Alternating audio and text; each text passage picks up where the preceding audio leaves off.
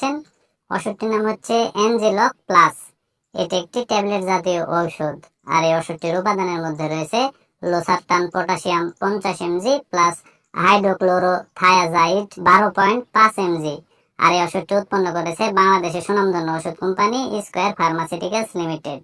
এখন আসুন যে এনজিলক প্লাস এই ট্যাবলেটটির আসলে কার্যকারিতা কি, অর্থাৎ কোন কোন রোগের ক্ষেত্রে ওষুধটি নির্দেশিত সেটি নিয়ে আলোচনা করা যাক।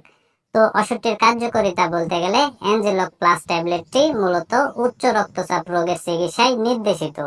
অর্থাৎ যে সকল রোগীদের উচ্চ রক্তচাপ বা হাই ব্লাড প্রেশার আছে, সেই উচ্চ রক্তচাপ বা হাই ব্লাড প্রেশারকে নিয়ন্ত্রণ করতে বা সেই রোগের চিকিৎসায় মূলত এনজিলক প্লাস এই ট্যাবলেটটিকে ব্যবহার করা হয়। এখন আসুন যে এনজিলক প্লাস এই ট্যাবলেটটির আসলে সেবন বিধি কি সেটি নিয়ে আলোচনা করা যাক। তো ওষুধটির সেবন বিধি বলতে গেলে বিশেষ করে যারা প্রাপ্তবয়স্ক তাদের ক্ষেত্রে একটি করে এনজিলক প্লাস ট্যাবলেট দিনে একবার খেতে হবে। এটি হচ্ছে ওষুধটির সেবন বিধি। আর এনজিলক প্লাস এই ট্যাবলেটটি সেবনের ফলে যে সকল পার্শ্ব প্রতিক্রিয়া দেখা দিতে পারে সেগুলো হচ্ছে পেটে ব্যথা হতে পারে, শরীরে পানি আসতে পারে, পিঠে ব্যথা হতে পারে, বুক ধড়ফড় করতে পারে, মাথা ঘোরানো হতে পারে, সাইনাসের প্রদাহ হতে পারে ইত্যাদি। তো সাধারণত এগুলোই হচ্ছে ওষুধটির পার্শ্ব প্রতিক্রিয়া।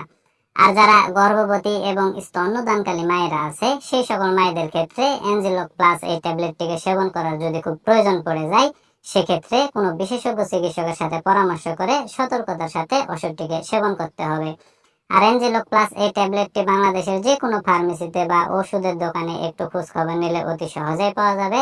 আর ওষুধটির দামের কথা যদি বলতে যাই তাহলে প্রতি পিস এনজিলক প্লাস ট্যাবলেটের দাম বা মূল্য মাত্র 10 টাকা।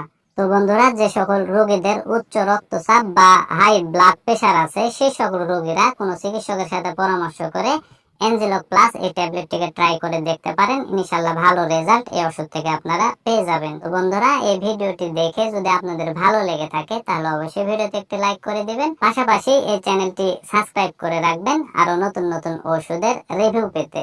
ধন্যবাদ সবাইকে।